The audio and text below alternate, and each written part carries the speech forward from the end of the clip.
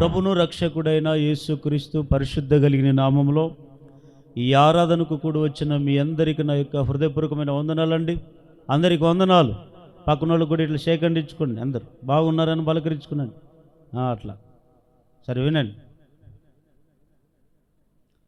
సరే మంచిదండి.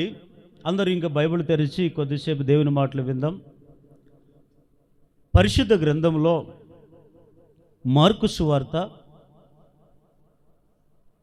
4వ అధ్యాయం 29వ వచనం. ఎవరైనా గట్టిగా చదవండి.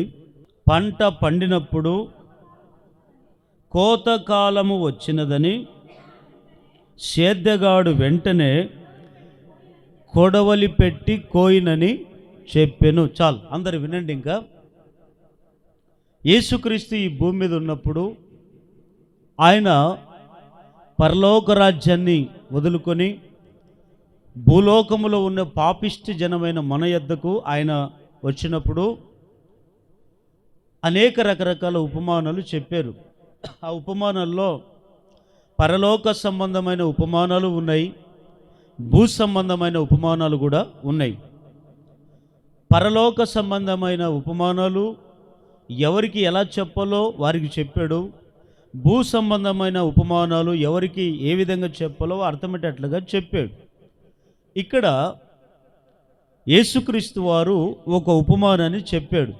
ఏమిటంటే ఓ పంటను గురించినటువంటి ఉపమానం చెప్పాడు. పంట అంటే చాలామంది విత్తనం నాటేవరకే వరకు తెలుసు, కానీ పంటను కోసేంతవరకే తెలుసు, కానీ చేతికొచ్చిన పంటను ఎలా కోయాలో ఆలోచన చేస్తాడు. కానీ ఆ రెండిటికి మధ్య పంట ఎలా పండింది, విత్తనాన్ని అయితే నేను విత్తాను, మరి ఇది మొక్క ఎలా పెరిగింది, ఈ కాపు ఎలా కాసింది, ఈ పంటలో ఉన్న విత్తనాలు ఎలా బయటకు వచ్చాయి అనే ఆలోచన మనుషుడు గ్రహించట్లేదు. ఏదైనా అంటే పలానా మందు కొట్టాను అందుకే పంట చేతికొచ్చింది అంటారు. కానీ అది కానే కాదు. బైబిల్లో ఏం చెప్తుంది అని మనం ఆలోచన చేస్తే దేవుడు ఒక పంటను గురించినటువంటి ఉపమానంలో ఏమంటాడంటే, పంట పండినప్పుడు సేద్దగాడు ఏం చేస్తాడు? కొడువులు పట్టుకొని ఎదురు చూస్తూ ఉంటాడు. ఏ కాలం రోజుకి కోతకాలం అనేది ఒక రోజు ఉంది. ఆ రోజు పంట కోయడానికి కొడువులు పట్టుకొని ఎదురు చూస్తూ ఉంటాడు. అంతే కదా? సరే మంచిది, వినండి. ఈరోజు అంశం పేరేమిటంటే కోతకాలములో కొంత. చెప్పండి. ఏమి కొంత అంటే ఇక్కడ యేసుప్రభు చెప్పిన ఉపమానములో కోతకాలం అనేది వచ్చినప్పుడు సేద్దగాడు ఏం చేస్తాడంటే కోతకాలంలో వచ్చిన పంటను కోయడానికి చేతులు ఏం పట్టుకొని ఉంటాడు? రెడీగా కొడవలి పట్టుకొని ఉంటాడంట. దీన్ని కోతకాలపు అనే పండుగ కొందరిని ఆచరిస్తున్నారు. మరి బైబిల్లో కోతకాలపు పండుగను ఆచరించాలా వద్దా, మరి ఆచరించమని దేవుడు చెప్పాడా లేదా అని మనం ఆలోచన చేస్తే, ఈ దినాల్లో ఈ పండుగ విషయాన్ని గురించి నేను బాగా బైబిల్లో చదివినప్పుడు, దేవా నిజంగా ఈ కోతకాలం పండుగ ఉందా లేదా, అయితే ఉంటే ఎవరి ద్వారా ప్రారంభించబడింది అని నేను ప్రార్థన చేసుకుంటూ బైబిల్ చదువుతూ వచ్చినప్పుడు దేవుడు నా మనసులో కొన్ని విషయాలు పెట్టాడు. ఏమిటంటే ఈ కోతకాలపు పండుగ అనుసరించాలా వద్దా అని అన్నప్పుడు, పాత నిబంధన కాలంలో మన పితరులు ఏం చేశారంటే ఈ కోతకాలపు పండుగను ఎట్లా ఆచరించారంటే, మనమైతే ఎట్లా ఆచరిస్తాము కోతకాల పండుగని? మంచి బట్టలు వేసుకొని ముందు ఇంట్లోన ఏమేమి చేసుకుంటారమ్మా, పండుగ చేసుకొని ఇవన్నీ చేసుకొని అప్పుడు తింటారు. కడుపు నిండి తిని అప్పుడు ఆమేన్ అనేటప్పుడు వస్తుంటారు మహానుభావులు. కానీ దేవుడు చెప్పిన మాట ఏమిటంటే కోతకాలపు పండుగ అనేది చేసుకొని తినేది కాదు. మరి ఏమిటయ్యా ఈ పండుగ అంటే, నిర్గమకాండం 34వ అధ్యాయము 22వ వచనం.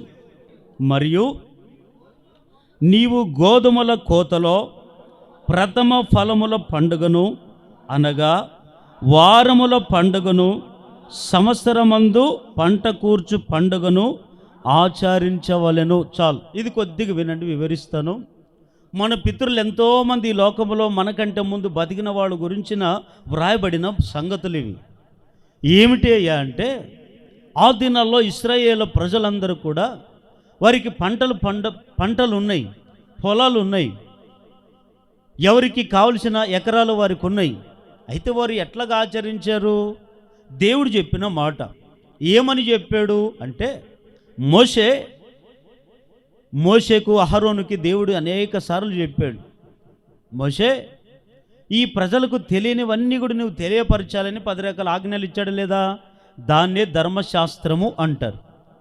అయితే ఈ పంటలు కూడా పండించినటువంటి వీరున్నారే, వీరందరూ కూడా ఆ దినాల్లో ఏం చేశారంటే, పంటలు పండించుకొని విత్తనాలు విత్తి నీళ్లు పోసి అన్ని కట్టి పంటలు వచ్చాయి. పంటలు వచ్చినప్పుడు పంట ఏ కాలంలో వస్తుంది అంటే చేతికి కోతకాలపు, అంటే దీనికి కాలం అనేది లేదు. పంట ఎప్పుడు చేతికి వస్తే దాన్నే ఏమంటారు?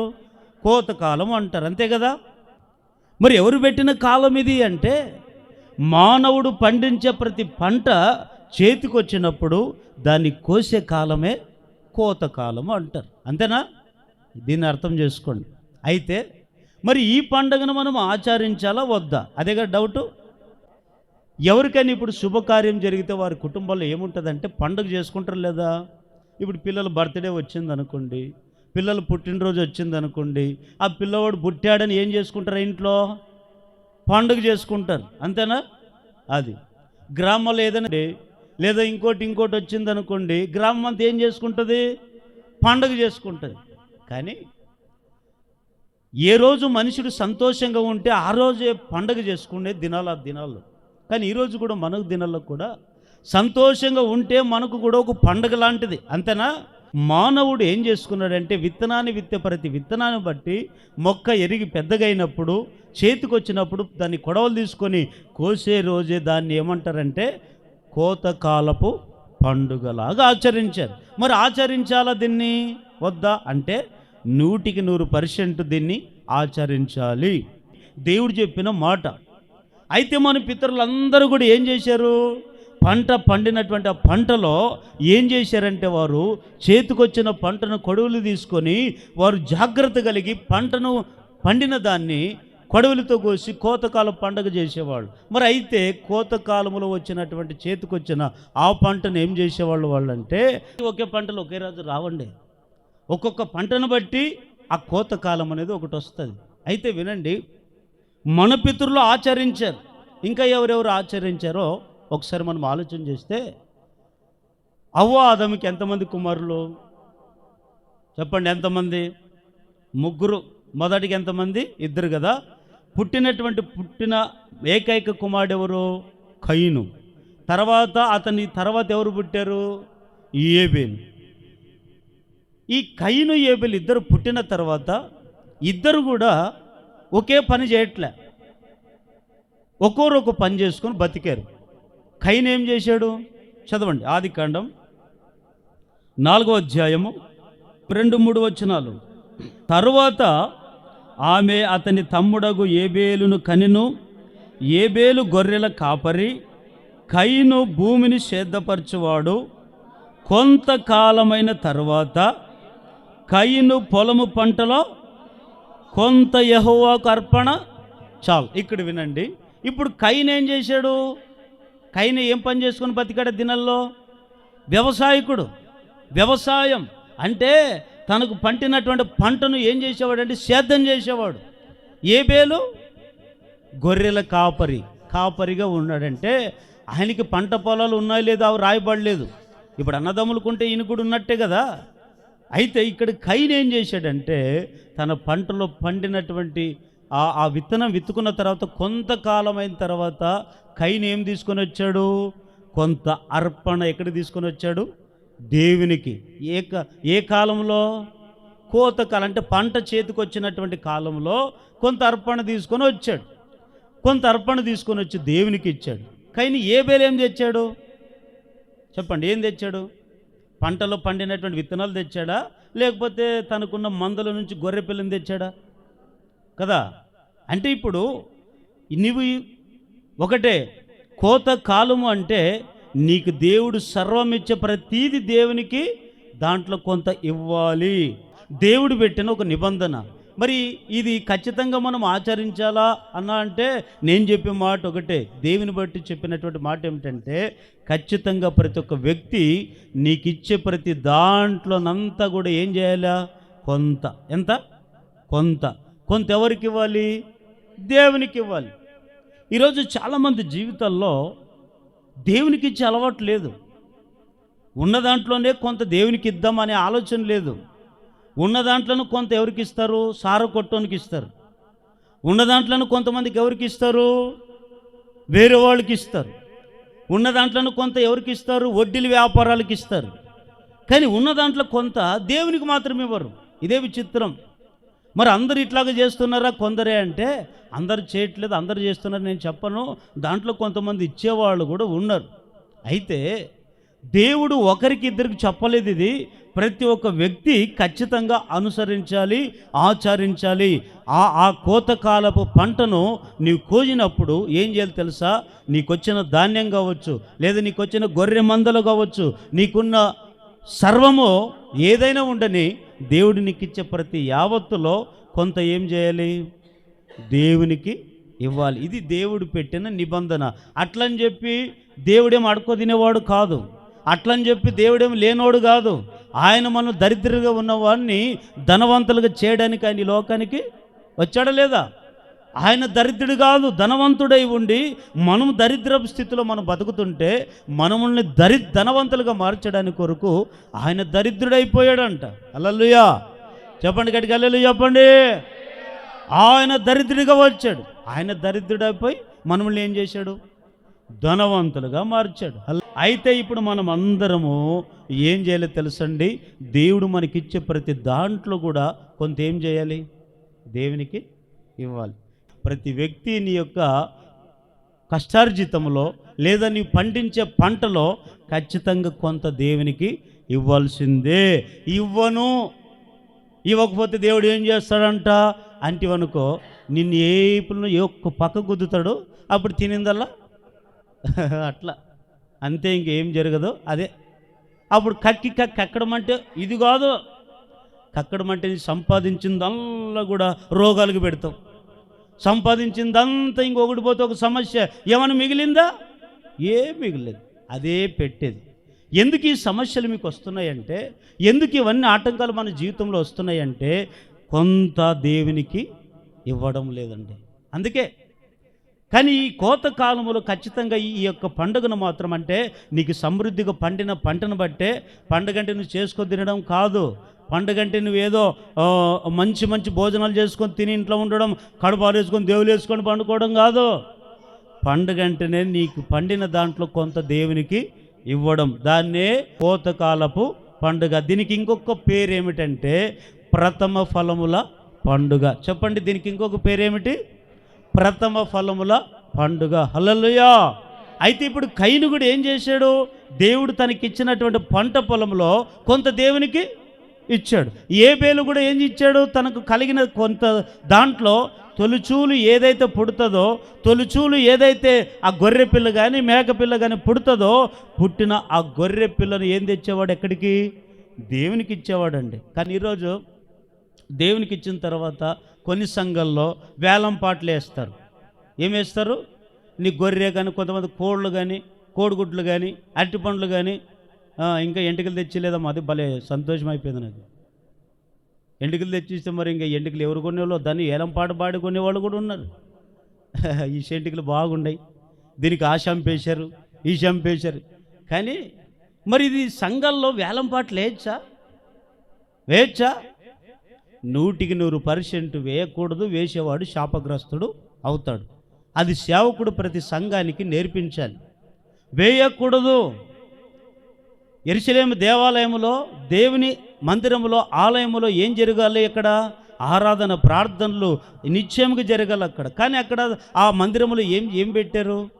కోళ్ళ వ్యాపారము, ఎద్దుల వ్యాపారము, పావురాళ్ళ వ్యాపారము, వేలంపాట్లు పెట్టారు.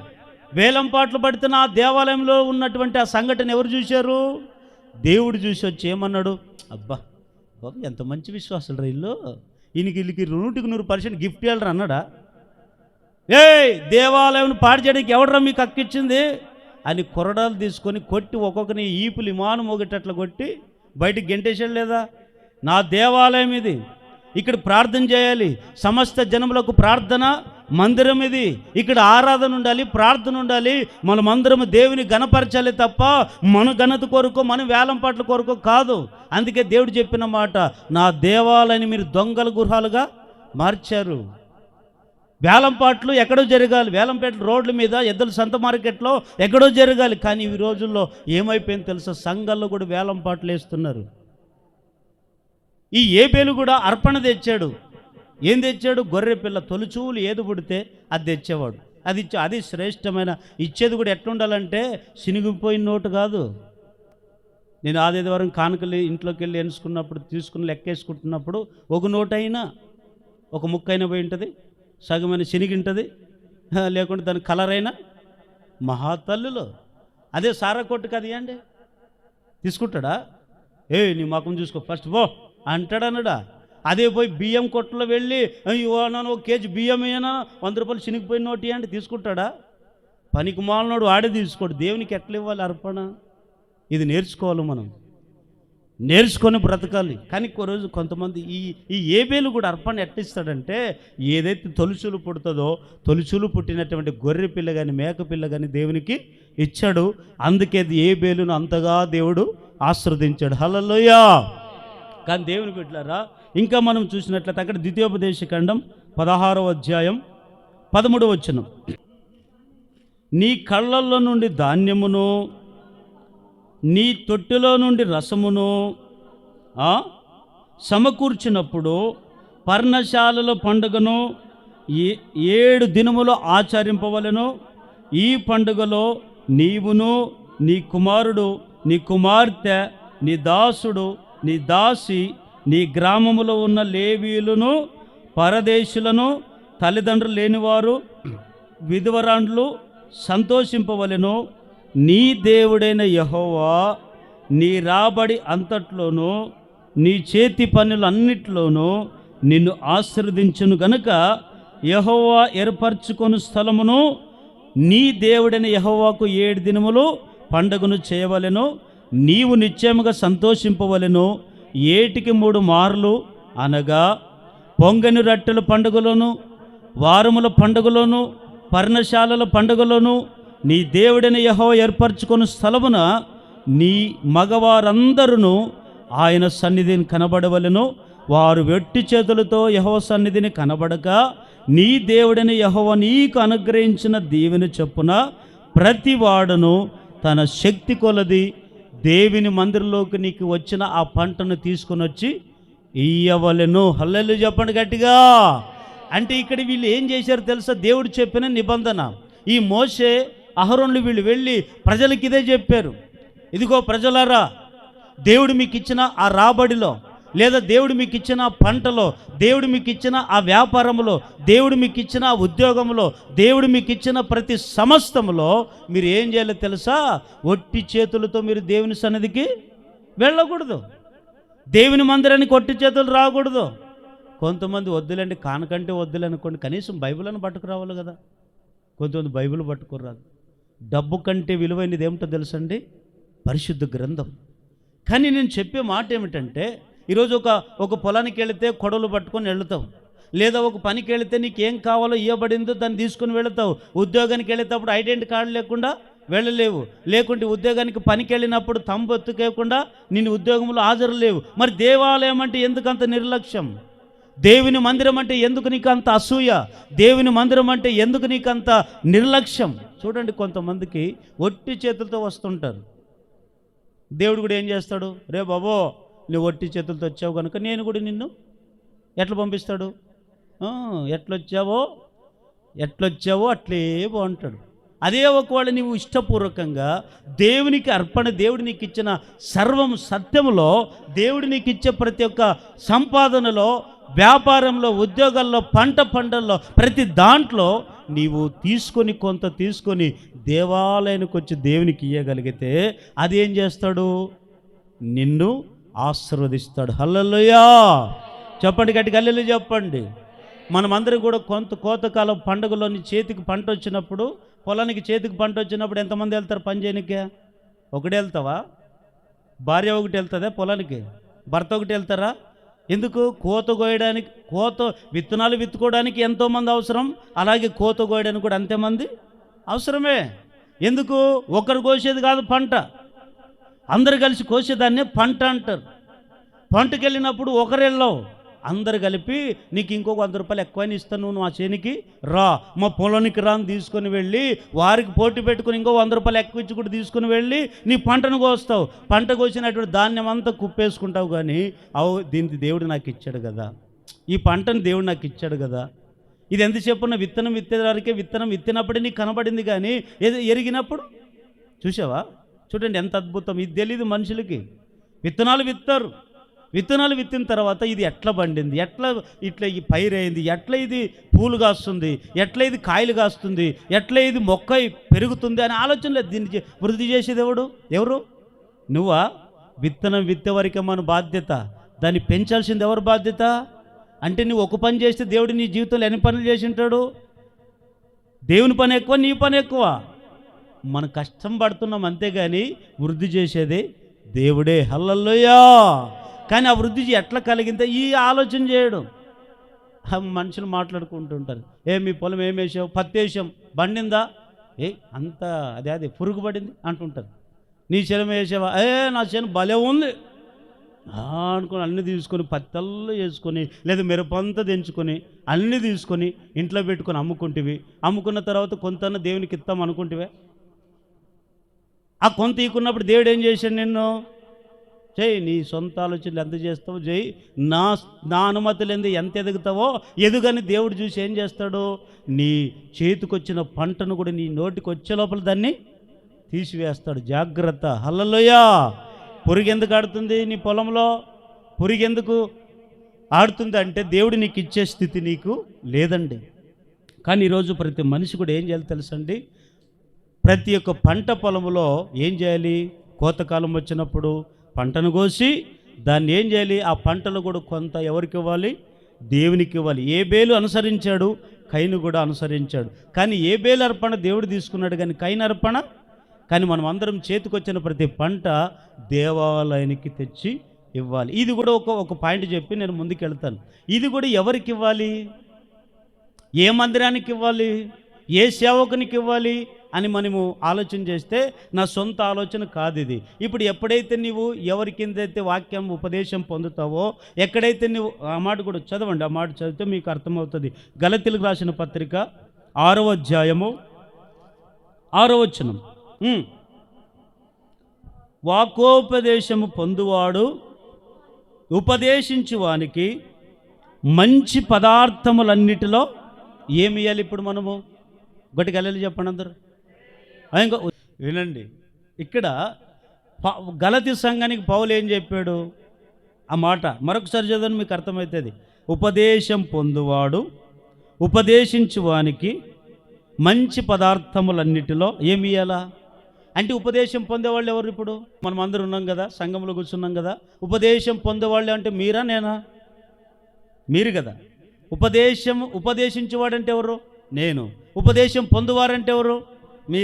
మీరేం చేయాలి? ఉపదేశం ద్వారా అంటే సేవకుడు మిమ్మల్ని ప్రతినిత్యం మీరు ప్రార్థన చేసుకుంటారు, లేదు సేవకుడు చేస్తున్నాడు. మీరు దేవునికి లోబడుతున్నారు, లేదో దేవునికి లోబడుతున్నాడు. మీ తరపున ఎవరు పోరాడుతున్నాడు? నీవు తిన్నా ఉన్నా లేకున్నా నువ్వు ఎట్లా బతికినా నీ గురించి ఎవరు బాధపడుతున్నాడు? ఒక సేవకుడు నీ కొరకు కన్నీళ్లు గారుస్తున్నాడు. నీ కొరకు నీవు సుఖ సంతోషంగా ఉన్నావంటే నీ శక్తి, నీ బలము కాదు, సేవకుని యొక్క ప్రార్థన నిన్ను కాపాడుతుంది. అయితే నువ్వు వారం వస్తున్నావు, దేవుడు సేవకుని యొక్క ఉపదేశం అంటే వాక్యాన్ని వింటున్నావు, వాక్యం విన్న నీవు ఉపదేశం పొందుతున్నావు. ఉపదేశం పొందిన నీవు ఏం చేయాలి? ఉపదేశించువానికి నీ మంచి పదార్థములన్నిటిలో ఏమి ఇవ్వాలంట? భాగం ఇవ్వాలంట. భాగం అంటే వద్దులేండి, భాగం వద్దు. ఆ భాగములో కొంత దేవునికి ఇవ్వాలి. మీరు అనొచ్చు, దేవుడు బలి తింటాడు, దేవుడు బలి తీసుకుంటాడు, దేవుడు దేవునికి ఇస్తామా? మనుషులకే కదా అంటారు. కానీ బైబిల్ ఏం చెప్తుంది అంటే వినండి, దేవుడు ఏం చెప్పాడంటే, నా సేవకుని చేర్చుకున్నవాడు నన్ను చేర్చుకున్నట్టు అన్నాడా లేదా? అన్నాడు. నా సేవకుని ప్రేమించి గ్లాసు నీళ్ళిచ్చిన ఎవరికి? దేవుని సేవకునికి నువ్వు మంచి నీళ్ళు ఇస్తే అప్పుడు నీ ఎవరికి ఇచ్చినట్లు? అంతే కదా. ఎవరైతే అన్ని వదులుకొని సమస్తాన్ని వదులుకొని సమర్పించుకొని ఏకైక బైబిల్ చేత పట్టుకొని జీవ వాక్యాన్ని పట్టుకొని 10 మందిని రక్షించాలి, ఆత్మల భారం కలిగి దేవుని నిరంతరం దేవుని కొరకు పనిచేసేవాడిని ఆయనకే మనం ఏమి ఇవ్వాలి? మనం భాగం ఇవ్వాలంట. పేతురు, యోహాను వీళ్ళందరూ కూడా ఒకప్పుడు చేపలు పట్టుకొని బతికారు లేదా? బతికారు. సముద్రంలోనే ఉండేవాళ్ళు, సముద్రంలోనే తినేవాళ్ళు, సముద్రంలోనే ఉండేవారు. దేవుడు వచ్చి ఏం చేశాడు? ఇదిగో నుంచి మీరు చేపలు పట్టే జాలర్లు కాదు. మరి ఎవరు మీరు ఇప్పుడు నుంచి? మనుషులు పట్టే జాలర్లు. హల్లెలూయా. అయితే మీరు నన్ను అందరూ వెంబడించండి అన్నాడు. వాళ్ళు ఏం చేశారు? దేవా, నీ వెనుకొస్తే నీ సేవ చేసుకుంటే నా పిల్లలు ఏమైనా భవిష్యత్తు ఎట్లా? నా ఉద్యోగం ఎట్లా? నా పని ఎట్లా? నా చేతి పని ఎట్లా? నా పంట పొలాలు ఎవరు పండిస్తారు? ఇవన్నీ ఏమన్నా ఆలోచన చేశారా? దేవుని పిలుపు వచ్చింది. వాళ్ళు ఏం చేశారు తెలుసా? సమస్తాన్ని వదులుకొని యేసయ్యను వెంబడించారు. ఇది సేవ, ఇది సేవ. అట్లని చెప్పి దేవుడు ఏమన్నా అన్ని వదిలిపెడితే దేవుడేం తక్కువ చేస్తాడా? ఏమి తక్కువ చేయడు. హల్లెలూయా. సంఘం పోషించినా పోషించకపోయినా, మనుషులు భాగం ఇచ్చినా భాగం ఇవ్వకపోయినా, మనుషులు ఆ వ్యాపారాల ఉద్యోగాల్లో లేదా చేతికొచ్చిన ఆ పంటలు ఏ భాగం ఇచ్చినా ఇవ్వకపోయినా, కానీ దేవుడు మాత్రం సేవకుని పోషిస్తూనే ఉంటాడు. హల్లెలూయా. మరి ఎందుకయ్యా మనం అనుసరించాలంటే దేవుడు పెట్టిన నిబంధన, అది ప్రతి ఒక్కరూ ఆచరించాలి. దీన్ని మరొక కోణంలో మనము అనకూడదు. ఈ భూమి మీద సేవకుని ఉన్నంత పేదరికం ఇంకొకరికి లేదు. సేవకునికి ఉన్నంత పేదరికం, సేవకుడు అంత పేదవాడు ఎవరు లేరు. మీరు అనొచ్చు, అన్న మరి కార్లు తిరుగుతున్నారు వాళ్ళ సంగతి ఏంటి? అన్నవారు పెద్ద పెద్ద అదే విమానాలు తిరుగుతున్న వాళ్ళ సంగతి ఏంటి అంటే, వారిని అందరూ సమర్పించుకున్న సేవకులు ధనవంతులుగా మార్చబడ్డారంటే సంఘంలో ఉన్న ప్రతి ఒక్కరూ వారికి ఉన్న కలిమిలోన ఉన్న దాంట్లోన భాగంలోనూ వారికి ఇస్తున్నారు కనుక వారికి సేవ చేయడానికి నడిచే ఆ స్థితి లేక, ఏమంటే విమానంలో వెళ్ళి సేవ చేసే వాళ్ళకి విమానాలు అవసరం. ఇప్పుడు అమెరికాలో సభ ఉంది, రేపు వెళ్ళాలంటే కార్లో వెళితే అవుతుందా? ట్రైన్లో వెళితే అవుతుందా? వెళ్ళాలి, తప్పదు, సంఘం భరించాలి. లేదు ఇంకొక ఊరు అనుకోండి, కారులో ఏదో ఒకటి వేసుకొని వెళ్ళాలి. కానీ సేవ విస్తరించే కొద్దీ సంఘం కూడా మరింతగా ఇచ్చే దాంట్లో కూడా ప్రోత్సాహము చేయాలి. అప్పుడే బలమైన సేవ జరుగుతుంది. దాన్ని మనం ఏం చేయాలి? ఎంతసేపున నెగిటివ్ మాటలు మాట్లాడకూడదండి. ఏం బిడ్డలరా, ఇవన్నీ కూడా వేరే విషయాలు ఎందుకు మాటలని మీకు చెప్తున్నానంటే, మనం చేసే ఆలోచన ఎంతసేపున సేవకునికి మేలు కలిగే రకంగా ఉండాలి, కానీ సేవకుని కించపరిచేలాగా ఉండకూడదు. సేవకుని సేవలో లేకుండా దీనస్థితికి వెళ్ళేలాగా దేవుడు ఎందుకు ఇచ్చాడు మంచి సేవకుని? సంఘానికి ఎందుకు అప్పగించి చెప్పాడంటే, రే మీ అందరికీ నా సేవకుని పెట్టాను. ఈ సేవకుడు ఏం చేస్తాడు? నిరంతరం మీ కొరకు కృషి చేస్తాడు, మీ కొరకు ప్రయాసపడతాడు, మీ కొరకు మంచి మంచి ఉపదేశం ద్వారా మిమ్మల్ని పోషిస్తున్నాడు, మీ కొరకు అనేక రకాల ప్రార్థన చేస్తారు, కన్నీళ్ళు విడుస్తున్నాడు, మీ కొరకు అనేక రకాల ప్రయాసపడి నా కొరకు నాతో వీరు విజ్ఞాపన చేస్తున్నాడు సేవకుడు. అందుకే మీరందరూ కూడా ఉపదేశం పొందువారు అందరూ కూడా సేవకునికి ఏమి ఇవ్వాలంట? భాగము ఇవ్వాలి. ఇది దేవుడు పెట్టిన నిబంధన. చెప్పండి, ఇప్పుడు కోతకాలపు పండుగను మనం ఆచరించాలా వద్దా? ఖచ్చితంగా ఆచరించాలి. ఏదో ఒక సంవత్సరం ఆచరించి ఇంకో సంవత్సరం వద్దనుకోవడమా? ఇది కాదు. నువ్వు బ్రతికినంత వరకు, మనం సత్యంత వరకు ఇది మనం ఒక పండుగలాగా ఆచరించాలి. దీన్ని ఏమంటారంటే, మనం దేవునికి ఇచ్చే అర్పణలే దీన్ని ఒక పండుగలాగా దినాల్లో మన పితరులు ఆచరించారు. అందుకు ఆచరించినందుకు మనం కూడా ఈరోజు అందరూ కూడా ఆచరించాలి. దీన్నే కోతకాలపు పండుగ. హల్లెలూయా. అయితే అసలైన అంశంలోకి వస్తాను. కాలపు పండుగలు దేవుడు మనకి ఇచ్చిన దాంట్లో మనము దేవునికి లేదా సేవకునికి ఇస్తే ఆ దాంట్లో దేవుడు నిన్ను ఏం చేస్తాడు? ఒక 3 మాటలు చెప్పి నేను ముగిస్తాను. మొదటి మాట చదవండి, లూకా సువార్త 21వ అధ్యాయము మొదటి 2 వచనాలు చదవండి. కానుక పెట్టెలో తమ కానుకలను వేయుచున్న ధనవంతులను ఆయన పారజూసెను. ఒక బీద విధవరాలు 2 కాసులు అందులో వేయుచుండగా చూచి, ఈ బీద విధవరాలు అందరికంటే ఎక్కువ వేసినని మీతో నిజముగా చెప్పుచున్నాను. వారందరూ తమకు కలిగిన సమృద్ధిలో కానుకలు వేసిరి, కానీ ఈమె తన లేమిలో తనకు కలిగిన జీవనమంతయు వేషనని వారితో చెప్పెను. హల్లెలూయా అని చెప్పండి గట్టిగా. నీవు దేవుడు నీకు ఇచ్చే దాంట్లో కొంత దేవునికి నీవు ఇవ్వగలిగితే దేవుడు ఏం చేస్తాడంటే నిన్ను, ఇదే సందర్భాన్ని నేను కొద్దిగా మీకు చెప్తే వివరించి చెప్తాను, అర్థమవుతుంది, వినండి. ఆ యేసు ప్రభు ఉన్న దినాల్లో ఇలాగ ఒక సమాజ మందిరం అనేది ఒకటి ఉంది. మనకి ఎట్లాగైతే దేవాలయం ఉందో అట్లాగా ఆ దినాల్లో ఉంది. చాలామంది ధనవంతులు వచ్చారు, బీదవారు. ఈ మందిరం కూడా ఒక గుంపుకి లేదా ఒక కులానికి, ఉన్నోళ్ళకి లేనోళ్ళకి. దేవుడు ఏమన్నాడు? యేసు ప్రభు అందరికి దేవుడు అన్నాడా, ఒక కులానికి దేవుడు అన్నారా? అందరికీ దేవుడు కదా. ప్రతి మనిషి పుట్టే ప్రతి మనిషికి, ప్రతి ఒక్క కులానికి, ప్రతి గోత్రానికి, ప్రతి పుట్టే జీవికి సర్వ సృష్టిగా దేవుడు ఆయన. కానీ ఇక్కడ ఆ దేవాలయం సమాజ మందిరంలో ధనవంతులు వచ్చారు, ఒక బీద విధవరాలు కూడా వచ్చిందండి. అందరు ధనవంతులు ఉంటే ఒక బీద విధవరాలు కూడా వచ్చింది. అట్లంత మాత్రం దేవుడు ఏమైనా పక్షపాతం ఏమని చూపాడా? నువ్వు లేనిదని ఎందుకు వచ్చావు నా మందిరంలోకి, ఉన్నోళ్ళే రావాలా, కోట్లు సూట్లు ఉన్నోళ్ళే రావాలా అన్నాడా? అనలేదు. ఎందుకంటే దేవుడు చెప్పిన మాట, నా మందిరము సమస్త జనములకు ప్రార్థన మందిరం. సమస్త జనములు అంటే అది ఉన్నోళ్ళు కావచ్చు, లేనోళ్ళు కావచ్చు, పాపి కావచ్చు, ద్రోహి కావచ్చు, మోసగాడు కావచ్చు, దౌర్జన్యం చేసేవాడు, తాగుబోతు కావచ్చు, తిరుగుబోతు కావచ్చు, ప్రతి ఒక్కరికి దేవాలయం. ఈ స్త్రీ కూడా వచ్చింది. అందరూ కూడా ఏం చేశారంటే పాటలు అయిపోయింది, ప్రార్థన అయిపోయింది, వాక్యం అయిపోయింది. వాక్యం అయిపోయిన అంత అయిన తర్వాత ఆఖరికి ఏం చేస్తున్నారో తెలుసా? వారందరూ కానుకలు వేయడానికి లేచి అందరూ కానుకపేట దగ్గరికి వచ్చారు. యేసు ప్రభు ఒక చోట కూర్చొని ఎవరెవరు ఎంతెంత కానుకలు వేస్తున్నారో చూస్తూ కూర్చుంటే ముందుగా ఈ ధనవంతులు ఉన్నారే, ఈ ధనవంతులు వారికి సమృద్ధి ఉంది, వారు ఎంతైనా ఇస్తారు. వారు కలిగిన దాంట్లో చూసుకో నోట్లు ఉన్నాయా, చూసుకో, ఇదిగో 1000 రూపాయల నోటు, ఈ కానుక. అంతే.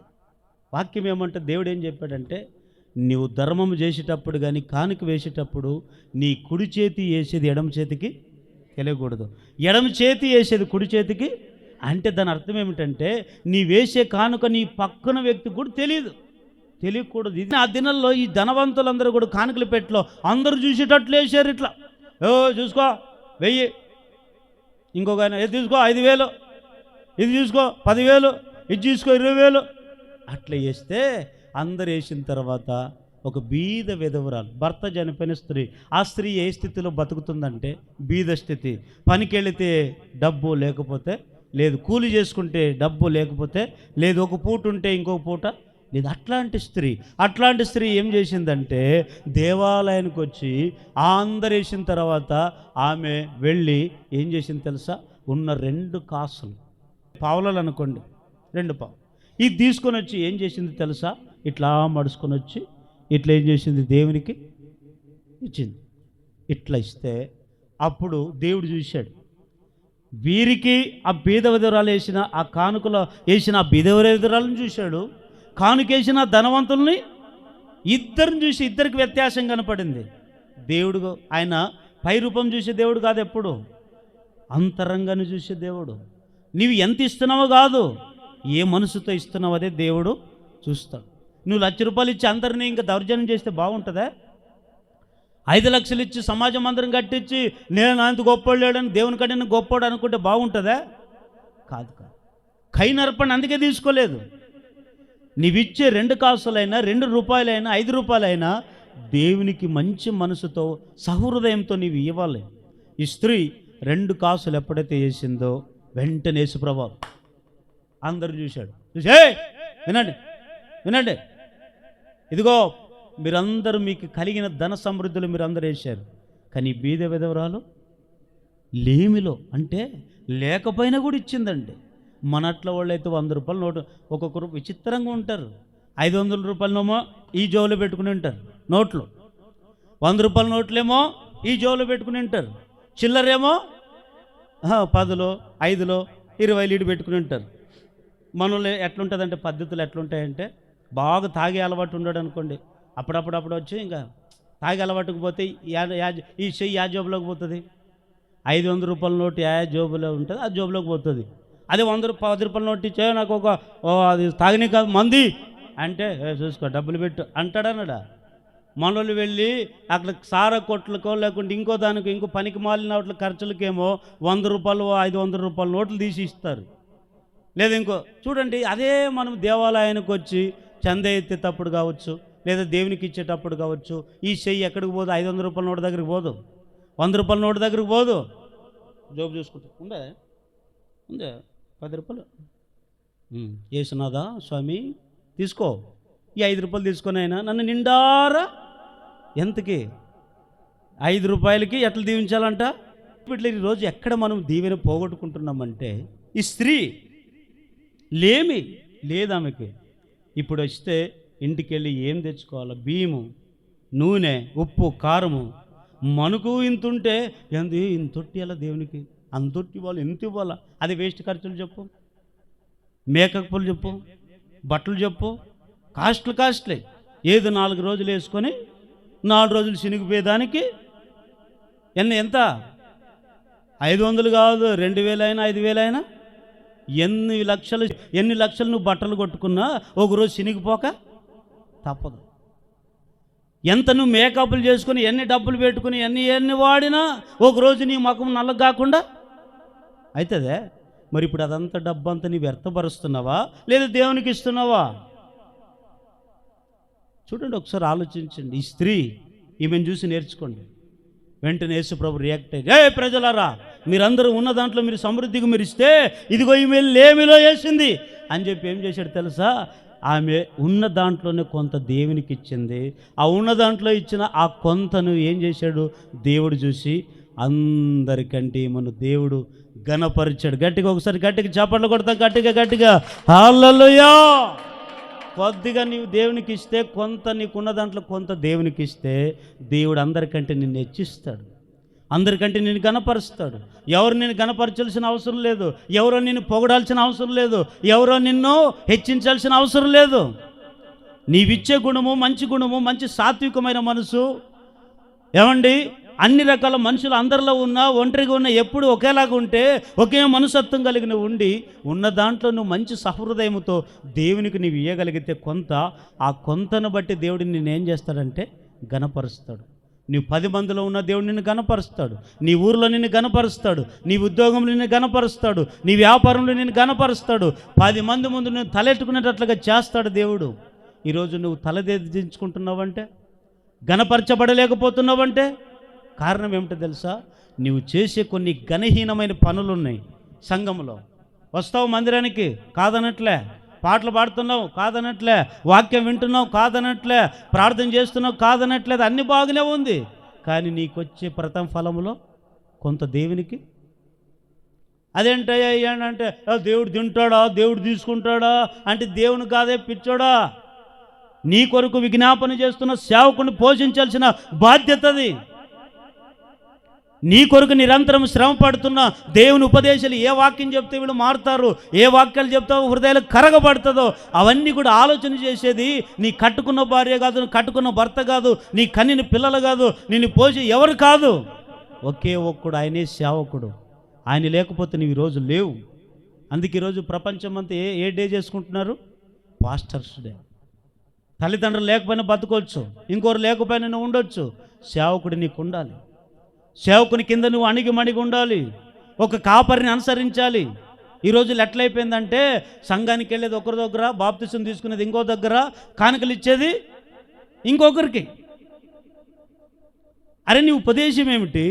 నీ పద్ధతి ఏమిటి? దేవుడు నిన్ను ఎవరి చేతిలో ఉండమన్నాడు? ఎవరి కింద అణిగి ఉండమన్నాడు? ఎవరి వాక్యంలో నువ్వు పెంచమన్నాడు? ఎవరికి దేవుడు నిన్ను సేవకునికి అప్పగిస్తే ఈ సేవకుడు నిన్ను పట్టుకుంటాడు. కానీ పలుసార్లు ఎందుకు నువ్వు తప్పిపోతున్నావంటే, ఇంక సేవకుని చూసి కొంతమందికి, అదే మన పోయిన వారం చెప్పాను కదా, కొత్తది వింతంట, పాతది చెప్పండి, కొత్తది వింత, పాతది రోత. అంటే సేవకుని ఇంకా 5 ఏళ్ళ నుంచి చూసినాంలే సంతోషాన్ని, చూసి బోరు కొట్టాడు, అంతే కదా. ఇంకో సేవకుని పట్టుకుందాం, ఆ సేవకుని 1 సంవత్సరం 2 సంవత్సరాలు పట్టుకుంటారు, ఆ సేవకుని కింద అడిగి మనకి సత్యంత వరకు ఉంటారంటే అది లేదు. ఆ సేవకుని 2 ఏళ్ళు చూసేది మళ్ళీ ఇంకో సేవకుని ఎంతకాలం సేవకులు మార్చితే నీ బతుకు కాదు, సేవకులు మార్చేది కాదు, సంఘాలు మార్చడం కాదు. దేవుడు కోరుకునేది ఏమిటంటే సేవకులు మార్చమని చెప్పలేదు, సంఘాలు మార్చమని చెప్పలేదు, నీ బ్రతుకు మార్చుకోమని చెప్పాడు. గట్టిగా హల్లెలూయా చెప్పండి, గట్టిగా హల్లెలూయా. బ్రతుకు మార్చుకున్నాండి అని దేవుడు చెప్పాడు. కానీ ఈరోజు ఎట్లయిపోయింది? ఒకప్పుడు అంట, మొన్న ఎప్పుడు మెసేజ్లో చదివా, ఓ కాపరికి 100 గొర్రెలు ఉండేవాళ్ళు అంట. ఒక గొర్రెకి 100 కాపర్లు. అర్థమైంది నేను చెప్పేది? మరొకసారి చెప్పదనా, రిపీట్. ఒకప్పుడు 100 గొర్రెలకు ఒక కాపరు ఉండేవాడంట. ఆ గొర్రెలు కూడా ఆ కాపరిని అనుసరించేవాళ్ళంట. ఇప్పుడు ఒక గొర్రెకి 100 మంది కాపర్లు. ఒక్కొక్క ఇంట్లో ఒక్కొక్కరు ఫేర్స్. ఈయన మాకు ఆ సేవకుడు అంటే ఇష్టం అంటాడు, భార్య అంటది. ఇంకో భర్త కాదు ఈ సేవకుడు. భార్య ఒక సేవకుడు, ఒక సంఘం. భర్త ఇంకో సేవకుడు. ఇది క్రమాల? దేవుడు మనకు అలా చెప్పాడా? చెప్పలేదండి. ఈ స్త్రీ ఏ సంఘాన్ని అయితే నమ్ముకునిందో, ఏ దేవుని అయితే కొలిచిందో, తన ఉన్న దాంట్లో నమ్మకంగా ఉంది. ఉన్న లేమిలో కూడా కొంత దేవునికి ఇచ్చిందండి. అది అందుకే దేవుడు ఏం చేశాడు? ఆ బీద అందరికంటే దేవుడు అనుకోవచ్చు, వీళ్ళు ఈ రోజుల్లో కూడా చూడండి, బాగా కానుకలు ఇస్తాం, కానుకలు ఇచ్చేవాళ్ళని ఎక్కువ ప్రేమించేవాళ్ళు ఉన్నారు లేదా? అది కాదు. నిజమైన సేవకుడు, నిజమైన సంఘ కాపరి, నిజమైన ఆత్మీయుడు ఏం చేస్తాడంటే లేని వాళ్ళ ఇంటికే వెళుతాడు, లేని వాళ్ళ కొరికే ప్రార్థన చేస్తాడు. ఇది ఒక అసలైన సేవకుని యొక్క లక్షణం. ఈ స్త్రీ ఉన్న దాంట్లోనే కొంత దేవునికి ఇచ్చింది. అందుకే ఆ సంఘములో ఆమె ఘనపరచబడింది.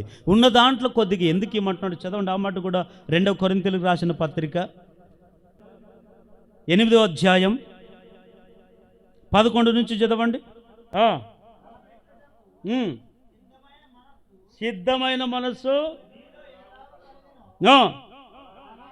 అలాగునే మీ కలిమి కొలది సంపూర్తి అగునట్లు మీరు ఆ కార్యమును ఇప్పుడు నెరవేర్చుడి.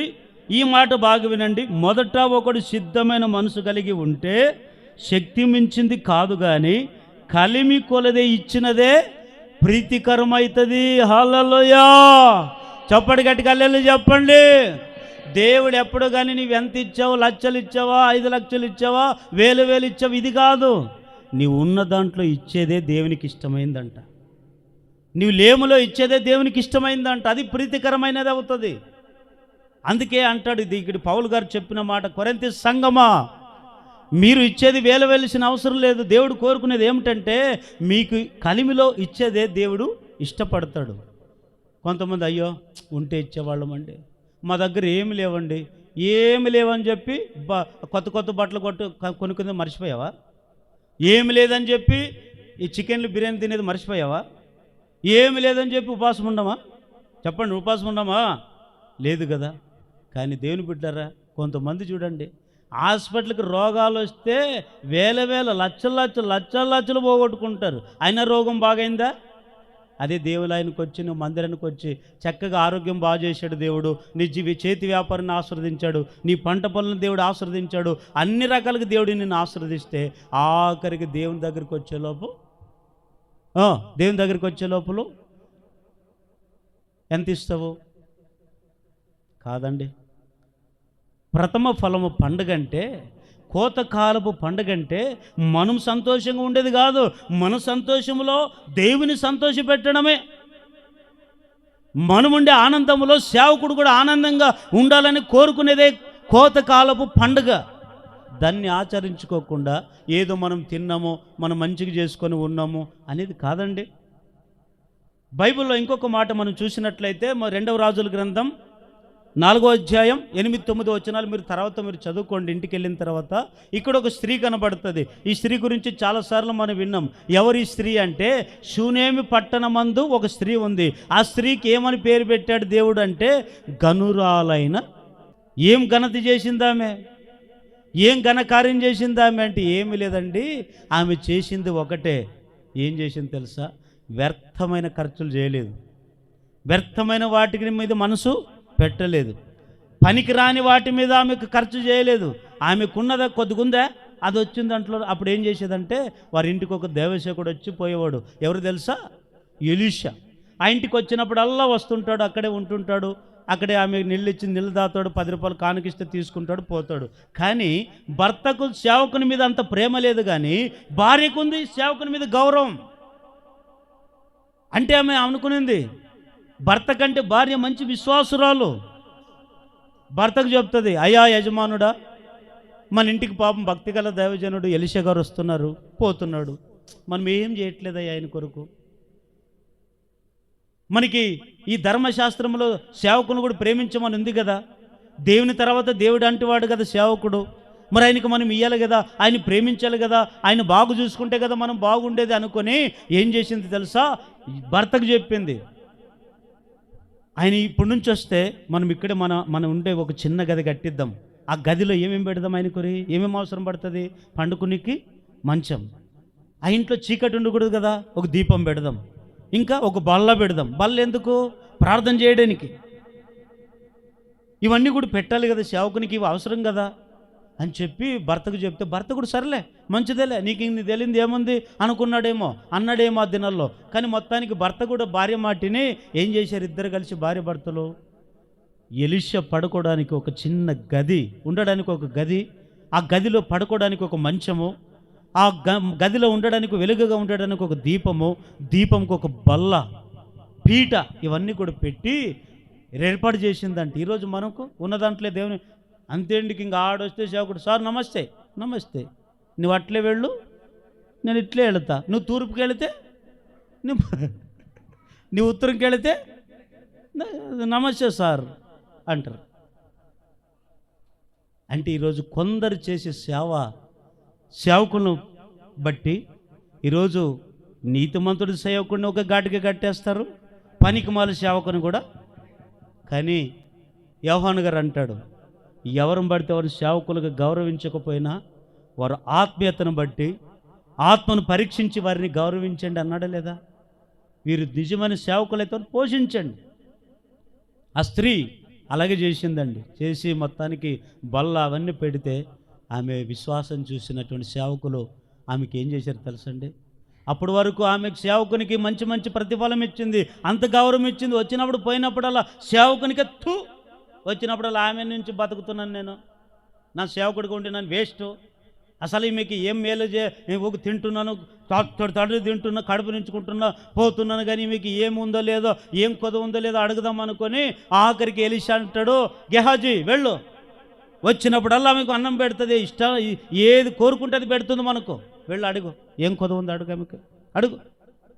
ఈయన వెళ్ళి, అమ్మా నీకేమని కొదవ ఉందా అంటే అప్పుడు ఆమె అంటుంది, అయ్యా తినడానికి తిండి ఉంది, కట్టుకోవడానికి బట్టలు ఉన్నాయి, ఉండడానికి ఇళ్ళు ఉన్నాయి, పంట పొలాలు అన్ని సమృద్ధికి దేవుడు మాకు ఇచ్చాడయ్యా, కానీ అన్ని ఇచ్చాడు కానీ మాకు పిల్లలు లేదు, గర్భఫలం లేదయ్యా. అదే కొదవ మీకు. సేవకునికి వచ్చి ఆ గెహాజీ చెప్తే ఎలీషా వెళ్ళి అంటాడు, అమ్మా నువ్వు మమ్మల్ని ఇంతగా చూసుకున్నావు, ఇంతగా దేవుని చూసుకున్నట్లా మమ్మల్ని చూసుకున్నావు, మాలో దైవత్వాన్ని నువ్వు చూసావు, మాకు కావాల్సిందంతా నువ్వు పెట్టావు, మాకు కావాల్సిందంత ఆహారం నువ్వు మాకు ఇచ్చావు, నీ పెట్టిన ప్రతిఫలం వృధా పోదు, అందుకు నీకొచ్చే ఋతుకాలం వర్షకాలానికంత చక్కటి మగపిల్లడు పుడతాడు అని వాగ్దానం చేసి వెళ్ళిపోయాడు. చూడండి, ఈరోజు మీరు అనుకోవచ్చు మేము దేవునికి ఇచ్చిందల్లా వ్యర్థమవుతుందేమో, సేవకునికి ఇంత ఇచ్చాము అంత ఇచ్చామని బాధపడొద్దు.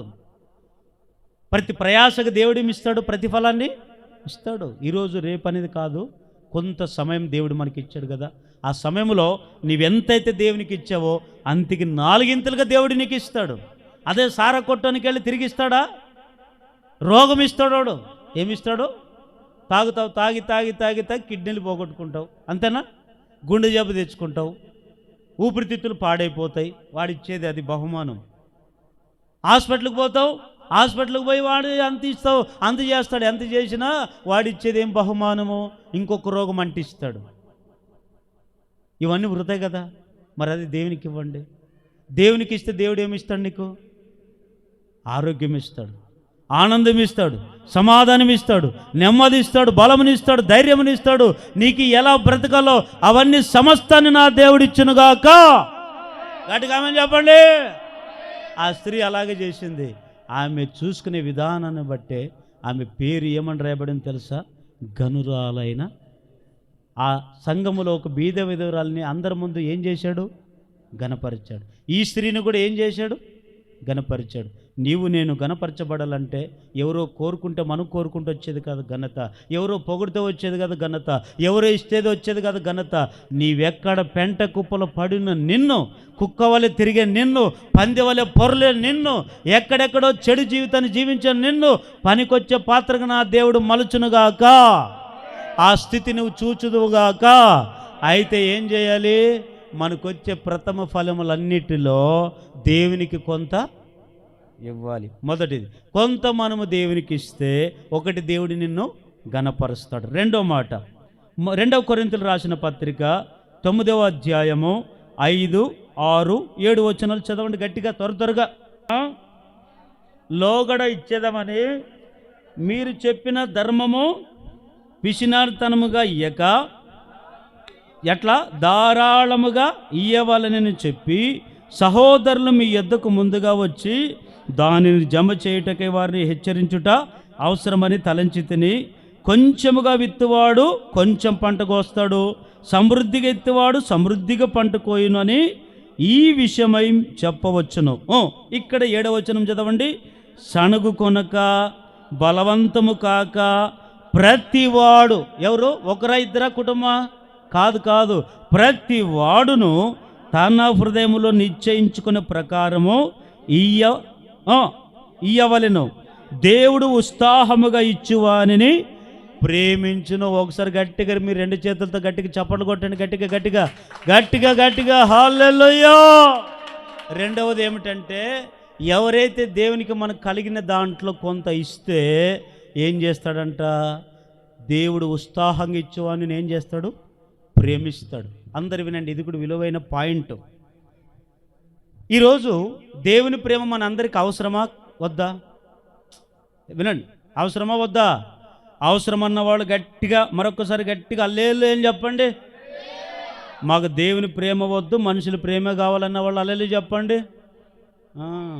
ఇక్కడ రెండవది ఏముందంటే, కొంతమంది పిసినారికి ఇస్తుంటారు. ఎట్లా? తలెత్తండమ్మా వినండి. పిసినారి అంటే కొంతమంది పిసినారితనం ఉంటుంది. డబ్బులు ఉంటాయి, బీరువలో ఉంటాయి కట్టలు, దాన్ని తీసి భార్య అంటది, ఏమండి ఉప్పు అయిపోయింది, కారం అయిపోయింది, నూనె అయిపోయింది, బియ్యం అయిపోయిందంటే నేను తిన కాలం గడపాలంట. ఎట్లా? ఏ కాలము? కాలం గడపాలంట. కాలం ఉండే బీరువలో మాత్రం అది 2 నాలుగుకి ఎలకు దూరి ఏం చేసి ఉంటుంది? నోట్లన్నీ కట్లన్నీ కట్ చేసి అప్పుడు ఇంక అవసరం వచ్చి ఉంటుంది చూడు, బీరువా తెరిస్తే అప్పుడు ఎట్లుంటుంది? ఇప్పుడు ఈ నోటు అట్లా ఉండింది. ఈ నోటు ఇప్పుడు ఏం చేస్తుంది? చిన్నగా బక్క పడితే అప్పుడు ఇట్లా పడి ఉంటుంది. ఈ నోటు తీసుకుపోయి, అన్నా 1 కేజీ బియ్యమేనా అంటే వాడు చూస్తాడు, ఇట్ట పటో నీ ముఖం కొట్టుకో అంటాడన్నాడా? ఎందుకు? చినిగిపోయిన నోటు. కొందరు చూడండి, ఎక్కడేసిండు అప్పు అక్కడే బ్యాంకులో ఉంటుంది అనుకో, బ్యాంకులో పెడతారు కొంతమంది. మరి కొంతమంది అది దాంట్లో పెడతారు, దాంట్లో బ్యాంక్ పొదుపు చేసి అట్లా ఉండాలి. దీన్ని తీయకూడదు అంటాడు. అనేది లోపల పోయి ఉంటాడు. అకౌంట్ నెంబర్లే అన్నీ పోయి ఉంటాయి. ఆఖరికి ఇంక బ్యాంకు భార్య అంత ఇంకెవరు పాలు అవన్నీ బ్యాంకు పాలు అంతేనా? ఇంకొకరు ఉంటారు. ఇంకెవరు పిసినారులో కొంతమంది పిల్లికి బిచ్చం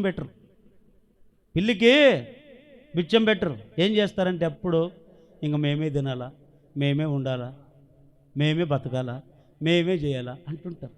కానీ దేవుని బిడ్డలారా అది కాదండి. ఈ పౌలు గారు కొరింథీ సంఘానికి చెప్పిన మాట ఏమిటో తెలుసా? మీరు పిసినారితనంగా ఉండకూడదు. మీరు దేవునికి ఇచ్చే కొంతలో కూడా ధారాళంగా మీరు ఇవ్వాలి. సణుక్కొనకూడదు, బలవంతము ఇయ్యకూడదు. బలవంతం ఇచ్చేవాడు ఎప్పుడు దీవింపబడడు. బలవంతంగా అడిగే వ్యక్తి కూడా ఎప్పుడు అడగకూడదు. పిసినారితనం ఉండకూడదు ఇచ్చే దాంట్లో. పిసినారితనం యాడ్ చేయి, నువ్వు వ్యర్థమైన ఖర్చులు కాడు చేయి. పిసినారితనము దేవునికి ఇచ్చే విషయంలో పిసినారితనం చేయకూడదు. దేవునికి ఇచ్చే విషయంలో నీలో పిసినారితనం కానీ బలవంతం కానీ సణుక్కుంటూ గొణుక్కుంటూ ఇచ్చేవాడుగా ఉండకూడదు. ఇది దేవుడు చెప్పిన మాట, లేదా రెండవదిగా పౌలు చెప్పిన మాట. ఎట్లేళ్ళంట? ఉత్సాహంగా ఇవ్వాలంటే ఎట్లా? ఉత్సాహంగా అంటే ఇంక ఇంటికాడ నుంచే సంపాదన సంపాదన. మా చర్చికి ఫ్యాన్ లేదు, మా చర్చిలో లైట్ లేదు, మా చర్చిలో ఫరక లేదు, మా చర్చిలో ఏం లేవమ్మా, కలర్ లేదు, మరి ఆకలి తలమట్టిస్తున్నాడు. చూడండి, ఇట్లాంటివన్నీ ఆలోచన చేస్తారు. ఉత్సాహంగా ఇచ్చేవాళ్ళు ఇట్లుంటారు. మనకు లేకపోయినా పర్లేదండి, దేవునికి ఇస్తే దేవుడు మళ్ళీ దీవిస్తాడండి అనుకొని ఇస్తారు. కొంతమంది పిసినారితనం అండి. కానీ ఉత్సాహంగా ఎవరైతే ఇస్తారో, నీ కోతకాలపు అనే పంట వచ్చినప్పుడు కోయబడిన పంటలో నీవు దేవునికి కొంత ఇస్తే, ఆ ఇచ్చేది కూడా ఎట్లా ఇవ్వాలి? ఉత్సాహంగా ఇస్తే. ఉత్సాహంగా ఇచ్చేవారిని ఎవరు ప్రేమిస్తాడు? దేవుడు నిన్ను ప్రేమిస్తున్నాడు. నేను ఒక సేవకుడిగా, నేను ఈరోజు పాస్టర్ డే కనుక ఒక సేవకుడిగా నేను మిమ్మల్ని దీవించే మాట ఏమిటో తెలుసా?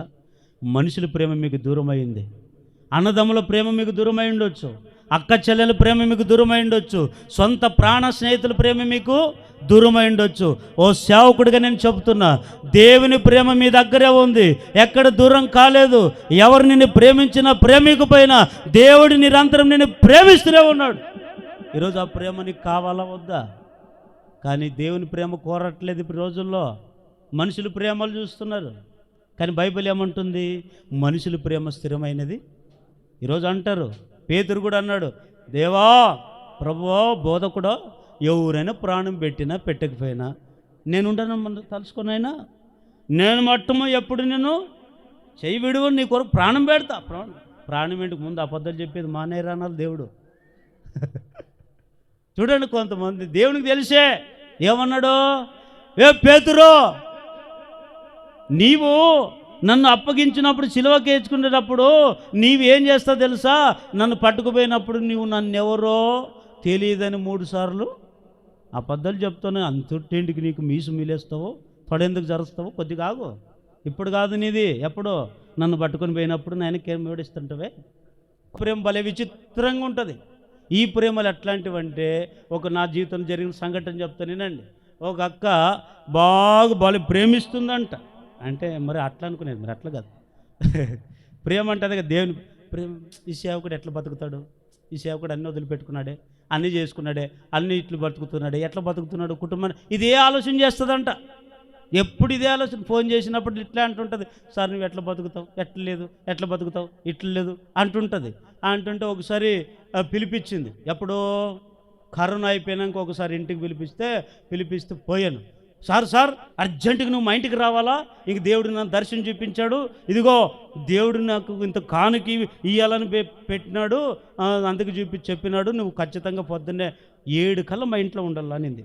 ఎన్ని గంటలకంత అంటే 7 కంత. నేను అబ్బా అసలే కరోనా కాలం అయిపోయింది, ఇప్పుడే ఆకలి దప్పులతో ఉన్నాం, ఈమెమో ఒక 2,000 పెట్టి ఉంటుందేమో, ఒక 5,000 ఇచ్చి ఉంటుందేమో, పెట్టుకుని ఉంటుందేమో, 10,000 పెట్టుకుంటుందేమో అని నేను అట్లా అనుకుని ప్రార్థన చేసి, స్తోత్రంనైనా నువ్వు గొప్ప దేవుడినైనా, అట్లాంటి ఇట్లాంటి బాగా ప్రార్థన చేసుకొని ఇంక రెడీ అయ్యి చెండు కొట్టుకొని అన్ని కొట్టుకొని మేకప్ చేసుకొని బండి ఎక్కిపోయి, వందనాలకు కన్నా వందనాలు సార్ రండి సార్, ఇంటికి పిలిచి కుర్చేసింది, నెల్లిచ్చింది, అన్నీ చేసింది. కానీ ఆఖరికి ఏమక్క పిలిచావు అన్న, ఆ అక్క అంటది, సార్ ఎందుకు 3 రోజుల నుంచి నిన్నే దేవుడు చూపిస్తాడు సార్.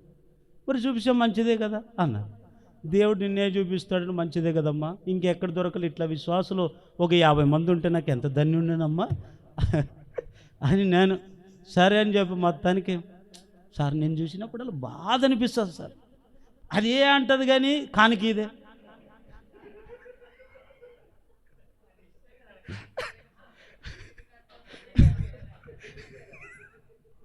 హల్లెలూయా చెప్పండి. అన్నీ చెప్తాను సార్, నేను చూసినప్పుడు అలా బాధ అనిపిస్తుంది సార్ అంటది. సరే మా తనకి ఇంకా అమ్మా నేను భయిస్తానమ్మా, సరే నాకు ప్రార్థన చేస్తా, నా కొరకు ప్రార్థన చేయక్క అని నేను, అంటే ఎంత కానికి ఇస్తుందో అని నేను ప్రార్థన చేసుకున్నా. బైబిల్ పెట్టింది ఇట్లా చూడండి, ఇట్లా బైబిల్ పెట్టి, ఈ బైబిల్లో ఈ చెయ్యి ఉంటుందే, ఈ చెయ్యి పెట్టి ఇట్లా వచ్చి నాన్న ఎంత కానికి ఇస్తా అంటే ఇట్లే వేసుకొని 5 రూపాయల బిల్ల, ఎంత 5 రూపాయల బిల్లు తీసుకొని, యేసునాయనా స్వామి ఈ సేవకుని దీవించినాయనా అని పెట్టింది ఈ చేతిలో. అమ్మా మరి ఏం చూపించింది ప్రేమ? ఎట్లా బతుకుతావు అంటే చింత ఉంది, భారం ఉంది, ఎట్లా బతుకుతాడు అనేది ఉంది, కానీ ఇచ్చేది మరి కంటికి గోరిన బట్టలు కట్టుకుంటుంది తినడానికి అని. మనుషుల ప్రేమ ఎన్నటికి శాశ్వతము కాదు, ఎన్నటికీ స్థిరము కాదు. కానీ దేవుడే మనల్ని ప్రేమిస్తే మనకి ఇంకా ఏది కొదవ. మనుషుల ప్రేమ ఎంతవరకు అండి? పేతురు అదే అంటాడు, ఎవరైనా నేను ఉంటా. ఆఖరికి ఆయన పట్టుకుని వెళ్ళే లోపల ఏం చేశారు తెలుసా? ఆ చలి కాసుకుని మంట దగ్గర కూర్చొని ఆయనకి చలి కాపుకుంటాడు. ఒక చిన్న పాప చూసి, నీవు కూడా యేసుప్రభు శిష్యుడే అంటే ఏమన్నాడు అప్పుడు? యేసుప్రభు నాకు సంబంధం అంటారు. వెళ్ళిపోయింది. ఇంకా 2 సార్లు ఇంకోసారి ఇంకొక ఆయన చూశాడు, ఇంకొక ఆయన చూసి, ఈడు కూడా యేసుప్రభు శిష్యుడే నాకు అన్నాడు. రెండోసారి చెప్పాడా? మూడోసారి దేవుడు ఏం చెప్పాడు? నేను ఎరగలేను 3 సార్లు 2 సార్లు చెప్పాడా? అప్పుడు అమ్మాయ యేసునాథుడు అప్పుడే చెప్పినాడు నాకు, యేసుప్రభు అప్పుడే అనుకుని ఉంటాడు. మూడోసారి ఇంకొక ఆయన చూసి, యేసుప్రభు శిష్యుడు ఉన్నాడు పట్టుకునండి అన్నాడు. పట్టుకొని నాకు యేసుప్రభుకి. చూడండి మనుషుల ప్రేమ ఎంతండి. బాగుంటే ఒక మాట ఇస్తావు, సంతోషం ఉంటే ఒక మాట ఇస్తావు, అదే నీకు బాధ కలిగితే నీవెవరో నాకు తెలియదు అంట. ఇది మనుషుల ప్రేమ. మనుషుల ప్రేమ ఎప్పుడు స్థిరమైనది కాదు. మనుషుల ప్రేమలను మనం ఆధారం చేసుకునకూడదు.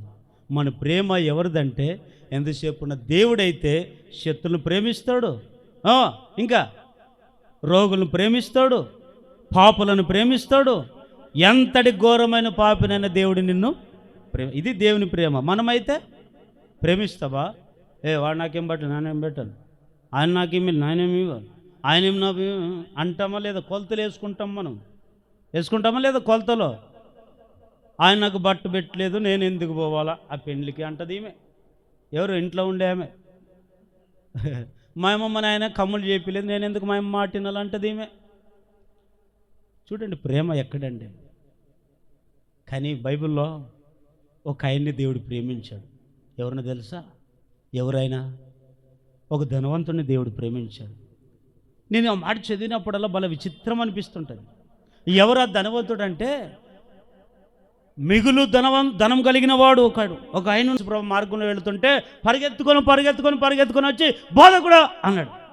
బోధకుడు అంటే అప్పుడు ఈశ్వరుడు నిలబడ్డాడు. ఎవరో ఏమన్నా ఏం చెప్పు? బోధకుడా, నీ నిత్యరాజ్యం చేరాలంటే నేనేం చేయాలి నాయనా అంటాడు.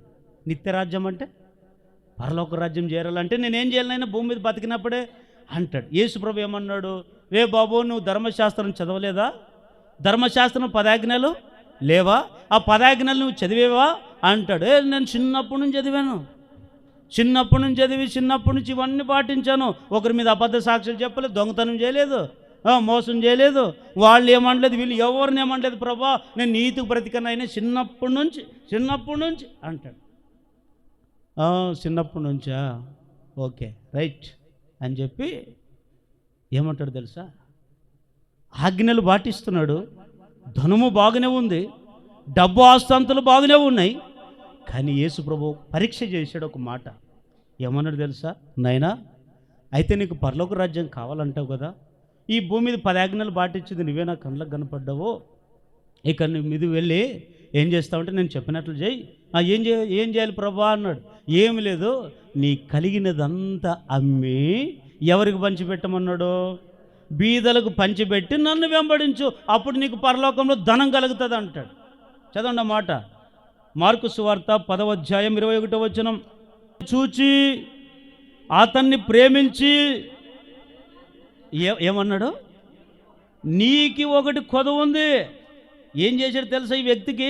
10 ఆజ్ఞల పైన మీరు తర్వాత చదువుకోండి. ఇవన్నీ కూడా తల్లిదండ్రులు సన్మానించాడు, ఇంకా ఆజ్ఞలు పాటించాడు, దొంగతనం చేయలేదు, అబద్ధాలు చెప్పలేదు, మోసాలు ఏం చేయలేదంట. ఆయన బాగా అన్ని రకాల 10 ఆజ్ఞలు పాటించినటువంటి ఆయన ఏం చేశాడు తెలుసా? ఆయన్ని ప్రేమించాడంట. ఏం చేశాడు చెప్పండి? ఏం చేశాడు?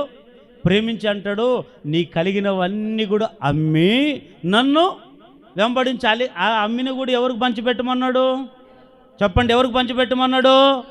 ఈరోజు ఒక తల్లిదండ్రులుగా ఉంటారు, ఉన్నోళ్ళకే పెడతారు, లేనోళ్ళకి అసలు పెట్టరు. ఉన్నారు లేదా అట్లాంటి వాళ్ళు?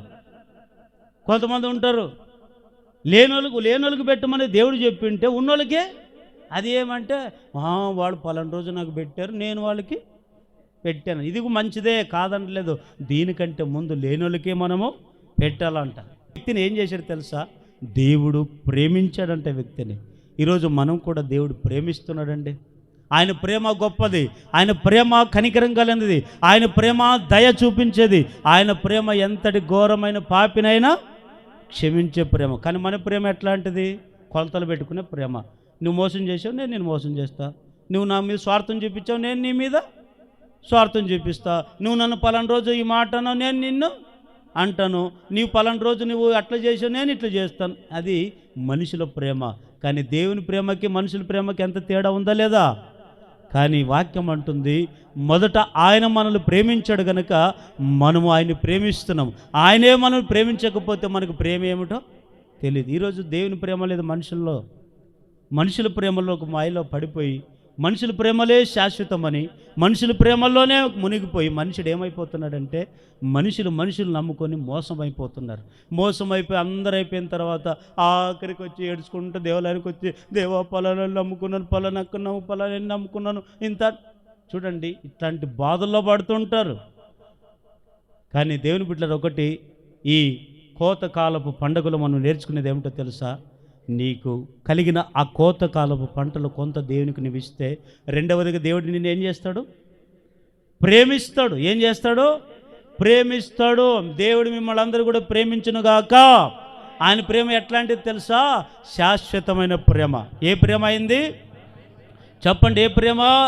శాశ్వతమైన ప్రేమ. ఆ ప్రేమ మనకు అవసరం. మనుషుల ప్రేమలో శాశ్వతమైన ప్రేమలు నీ భూమి మీద ఎవరిలో వెతుకుతున్నా లేవు. ఎవరిలో వెతికినా ప్రేమ లేదు. మనమందరం ఎవరి ప్రేమ కొరకు ఎతకాలి? దేవుని ప్రేమ. అందుకనే దేవుడు లోకమును ఎంతో ప్రేమించాడండి. పాపులను, నీతిమంతులను, దౌర్జన్యం బతుకుతున్న వాళ్ళని అందరినీ దేవుడు ప్రేమించాడు. ఇప్పటికి ప్రేమిస్తూనే ఉన్నాడు, ఇక మీదట ప్రేమిస్తాడు. ఆయన ప్రేమే మీకు శాశ్వతంగా ఉండునుగాక. యోహాను సువార్త 13వ అధ్యాయం 1వ వచనం చదవండి. నుండి తండ్రి యొద్దకు వెళ్ళవలసిన గడియ వచ్చనని యేసు పస్కా పండుగకు ముందే ఎరిగిన వాడై లోకములున్న తన వారిని ప్రేమించి వారిని అంతం వరకు ప్రేమించెను. హల్లెలూయా. దేవుడు ఏం చేశాడు తెలుసా? ఆయన ఈ లోకంలో వచ్చినది మొదలుకొని మరలా ఈ లోకానికి రాకళ్ళ వచ్చేంత వరకు మనం ఏం చెప్తున్నాడు చెప్పండి? ఏం చెప్తున్నాడు? ప్రేమ. అయితే ఇప్పుడు మనం ఈ ప్రేమను పొందుకోవాలంటే దేవుడు మనకిచ్చిన ఆ పంట పొలంలో చేతికొచ్చినప్పుడు అది పంట పొలాలు కోసుకున్న తర్వాత ఆ పంటలో కొంత ఏం ఇవ్వాలి? దేవునికి ఇవ్వాలి. దేవునికి ఇస్తే అప్పుడు ఏం చేస్తాడు దేవుడు? మన మీద ఉత్సాహంగా ఇచ్చేవారిని ఎంతో ప్రేమించునుగాక. చివరికి ఒక ఫ్రెండ్స్, హెజ్కేలు గ్రంథం 44వ అధ్యాయం 30వ వచనం. ఇది ఒక ప్రతిష్ఠ అర్పణిటిలోను, తొలుచూలు వాటన్నిటిలోను మొదటివి, ప్రథమ ఫలములన్నిటిలోను మొదటివి యాజకుల వగును. మీ కుటుంబములకు ఆశీర్వాదము కలుగునట్లు మీరు ముందుగా. యాజకుడు అంటే ఎవరు చెప్పండి? యాజకుడు అంటే ఎవరు? నీకు నిరంతరం నీ కొరకు శ్రమ పడేవాడు. యాజకుడు అంటే ఎవరు? నిరంతరం నీ కొరకు కన్నీళ్ళు ప్రార్థన చేసేవాడు. యాజకుడు అంటే ఎవరు? నిరంతరం నీ కొరకు శ్రమ పడేవాడు యాజకుడు. ఉన్నా లేకపోయినా ఏమండి, అన్ని సమయాలలో నీవు బాగుండాలని కోరుకునేవాడే నిజమైన సేవకుడు. మిమ్మల్ని ఇబ్బంది పెట్టి నేను బాగుండాలనుకునేవాడు కాదు సేవకుడు. నేను ఎన్ని ఇబ్బందులైనా పడినా పర్లేదు, ఎంత శరీరం నలగొట్టుకొని మోకాళ్ళు అరిగిపెట్టేట్లుగా ప్రార్థన చేసి నీ క్షేమాన్ని కోరుకునేవాడే యాజకుడు. ఆ యాజకునికి నీవేం చేయాలో తెలుసా? నీకు కలిగినలో కొంత ఎవరికి ఇవ్వాలి? యాజకునికి ఇవ్వాలంట. యాజకునికి నీవిస్తే నీ పిసికిన పిండే ముద్ద ఎంత? అంత అనలే, ముద్ద యాజకునికి ఇస్తే ఆ యాజకుడు ఏం చేస్తాడు? దాని ద్వారా తృప్తి పొందుకొని అప్పుడు నీ కుటుంబాన్ని దేవుడు దీవిస్తాడు. యాజకుడు దీవిస్తే నీ కుటుంబంలో ఏది తక్కువ కాదు. మూడవదిగా మనం కలిగిన వాటన్నిటిలో ఏమంటే ప్రథమ ఫలములన్నిటిలో కొంత దేవునికి మనం ఇస్తే మన కుటుంబంలో ఏది తక్కువ చేయదు. హల్లెలూయా. ఈ రోజుల్లో చాలామంది ప్రథమ ఫలములన్నిటిలోనూ యాజకునికి ఇవ్వట్లే. ఆ దినాల పాత నిబంధన కాలంలో శీలోహు ప్రార్థన మందిరం అనేది ఉందా లేదా? ఆ శీలోహు ప్రార్థన మందిరంలో ఎవరున్నారు సంఘ సేవకుడుగా? ఏలి ఉన్నాడు. ఏలికి ఎంతమంది కుమారులు? ఇద్దరు కుమారులు ఏం చేసేవారు? సేవకునికి ఇచ్చేదాన్ని ఇవ్వట్లే. ముందు దేవుని యాజకునికి ఇవ్వాలా. ఇది దేవుడు పెట్టిన నిబంధన. కానీ వీళ్ళు ఏం చేశారు, ఏ సేవకుడు సేవకుడు మన మీద ఇందా మనమే కోసుకుందామని కొవ్వు తిన్నారు. యాజకునికి పెట్టింది అంతా కూడా. అందుకే ఏం చేశాడు, ఆ కుటుంబం దీవింపబడిందా, నాశనం అయిపోయింది. ఈరోజు మనం కూడా ఒక 20 మంది 30 మంది మనం ఉండొచ్చు, ఒక 50 కుటుంబాలు ఉండొచ్చు, 30 కుటుంబాలు ఉండొచ్చు, 20 కుటుంబాలు, ఎన్ని కుటుంబాలు ఉన్నా ఆ కుటుంబాలన్నీ కలిసి యాజకుడిగా ఉన్న మీకు యాజకుడిగా ఉన్న యాజకుడిని ఏం చేయాలి, ప్రథమ ఫలములన్నింటిలో యాజకునికి ఇవ్వాలి. దాన్నే ఏ పండుగ అంటారు, కోతకాలపు పండుగ. హల్లెలూయా. మీరు చేసుకుంది నీ ఎచ్చగా ఉండి పచ్చగా పండుకునేది ఇది పండగ. యాజకుడు కష్టాల్లో కన్నీళ్ళలో ఉంటే నువ్వు సుఖ సంతోషంగా ఉంటే ఏం లాభం? సేవకుడు బాగుంటే నీవు బాగుంటావు, సేవకుడు బాగుంటే నీ కుటుంబం బాగుంటుంది, సేవకుడు బాగుంటే సంఘము బాగుంటుంది, సేవకుడు బాగుంటే సంఘమే కాదు దేశమే బాగుంటుంది. మనుషుల దృష్టిలో ఉద్యోగాలు గొప్పోళ్ళు కావచ్చు, మనుషుల దృష్టిలో రాజకీయ నాయకులు గొప్పోళ్ళు కావచ్చు, మనుషుల దృష్టిలో ప్రధానమంత్రులు గొప్పోళ్ళు కావచ్చు, మనుషుల దృష్టిలో ఎమ్మెల్యేలు ఎంపీలు రాజకీయ నాయకులు వీళ్ళు గొప్పోళ్ళు కావచ్చు. కానీ దేవుని దృష్టిలో ఎవరు గొప్పోళ్ళు? సేవకుడు గొప్పోడు. హల్లెలూయా. ఆ సేవకుడు ప్రధానమంత్రి కంటే గొప్పోడు మీరు అనుకోవచ్చు. అలాంటి సేవకునికి ప్రథమ ఫలములన్నిట్లో కొంత మనం అర్పణివ్వాలి. బైబిల్లో మనం తర్వాత మీరు చదువుకోండి, సారపతి విధవరాలు ఉంది కదా, చాలాసార్లు విన్నాం కదా. సారపతి విధవరాలకి కరువు వచ్చింది. కరువులో ఆ ఇంట్లో ఎంత ఉంది, ఇంతే పిండి ఇంత నూనె, ఇంకా అప్పటికప్పుడు తిని చచ్చిపోదాం అనుకునింది. దేవుడు ఏం చేశాడు, ఆమె చచ్చిపోతుందేమో, ఈమె ఆవేశం ఎక్కువ, ఆలోచన తక్కువ, ఈమెకి కొద్దిగా ఇంకా వేరే మార్గం ఏం తెలియదు, ఈమెకి కొద్ది ఓపిక లేని మనిషి అని చెప్పి దేవుడు ఎవరిని పంపాడు, సేవకుని పంపాడు. ఎక్కడికి? లేనామె ఇంట్లోకి పంపాడు, ఉన్నోళ్ళ ఇంట్లోకి కాదు, ధనవంతుల ఇంట్లోకి కాదు పంపించింది సేవకుని, లేని వాళ్ళ ఇంట్లోకి పంపించాడు. ఆ సారపతి విధవరాలు కట్టుపుల్లలు ఏరుకొని ఇంక కాసేపు నేను చచ్చిపోదామనే స్థితిలో పంపించాడండి. సేవకుడు వెళ్ళి, అమ్మా నీ ఇంట్లో ఉన్నది కొద్దిగా అమ్మా. ఆమె అంటదయ్యా, ఉండేది ఇంతే కదయ్యా, మేమిద్దరు నా కుమారునికే సరిపోదు, మేమిద్దరు తిని చచ్చిపోదాం అనుకో, నీకేడిద్దామో అనింది. సేవకుడు అంటాడమ్మా, నీవు నీ కుటుంబం ఆశీర్వదకరంగా ఉండాలంటే నేను చెప్పినట్లు నువ్వు చేయి, తీసుకోరా, ఇంత ఉన్న దాంట్లో అంత ఇవ్వద్దు, నీవు తీసుకో, నీ కుమారుడు తిను, నీవు తినే దాంట్లో కొంత నాకి అంటే. అప్పుడు తీసుకొని వస్తే అప్పుడు తిని ఏం చేశాడు ఏలియా, కుటుంబాన్ని ఆశీర్వదించాడు. ఆ కుటుంబంలో అప్పటికి చచ్చిపోతాం అనుకున్న కుటుంబంలో మరలా భూమి మీద వర్షం కురిసేంత వరకు ఆ ఇంట్లో పిండి అయిపోలేదు, నూనె అయిపోలేదు. ఇదే దేవుడు చేసే అద్భుతం. మనం అనుకుంటాం లేకుండా ఆడిద్దాము, అట్లా కాదు. లేనప్పుడు ఇచ్చేదే దేవునికి ప్రీతికరం, ఉన్నప్పుడు అందరూ ఇస్తారు, అది కాదండి. లేని దాంట్లో కొంత దేవునికి ఇవ్వడమే దేవుడు కోరుకుంటున్నది. హల్లెలూయా. సారెపదవరాలు ఇచ్చింది, ఆమె కుటుంబం ఆశీర్వదింపబడింది. ఇంకా కొత్త నిబంధనలు మీరు తర్వాత చదువుకోండి, అపోస్తల కార్యం 4:32-33 వచనాల్లో చదువుకోండి. అక్కడంతా కూడా ఇండ్లు భూములంతా కూడా అమ్మి ఇచ్చినా కూడా వారికి ఏది కొదవా రాలేదంట.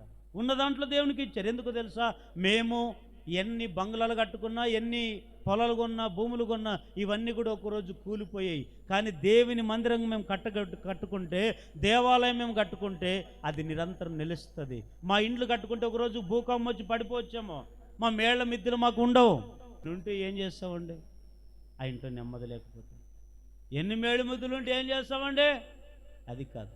నీకు కొదవ కాకుండా సమృద్ధిగా నీ ఇంట్లో ఉండాలంటే నీకు కలిగిన ప్రతి అర్పణలో ప్రథమ ఫలములన్నిటిలో కొంత ఎవరికి ఇవ్వాలి, దేవునికి ఇవ్వండి.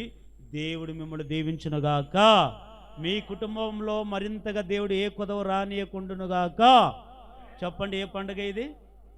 కోతకాలం. కోతకాల పండుగ అంటే మనం చేసుకుని తినేది కాదు, దేవునికి ఇచ్చేదాన్నే కోతకాలపు పండుగ. మన పితరులు ఆచరించారు లేదా, ఇప్పుడు మనం కూడా ఆచరించాలొద్దా? ఆచరించాలి. ఆచరించినప్పుడు ఏం చేస్తుందంటే, మనకు కలిగిన దాంట్లో దేవునికి మనం ఇస్తే మొదటిగా దేవుడు ఏం చేస్తాడు, ఘనపరుస్తాడు. రెండవది ప్రేమిస్తాడు. మూడవది మీ కుటుంబంలో ఏది తక్కువ కాకుండా మీ కుటుంబాల నిండా ఆశీర్వదించునుగాక. మీ కొట్లలో ధాన్యం సమృద్ధి ఉండునుగాక. అందరూ